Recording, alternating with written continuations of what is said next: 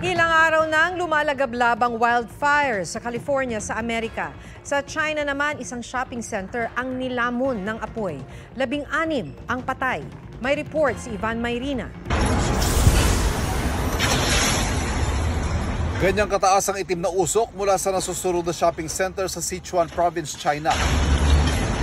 Kinailangan ng mga bombero na gumamit ng crane para i-rescue mga natrap sa tuktok ng 14 na palapag na gusali.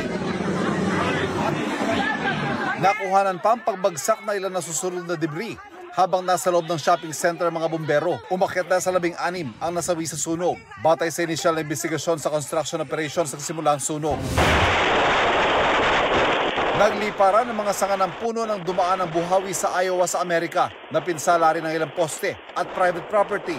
5 araw nang nasusunog ilang bahagi ng Sequoia National Forest sa Tulare County, California. Ayon sa National Interagency Fire Center, nagsimula ang wildfire noong Sabado matapos tumama ang kidlat sa kagubatan.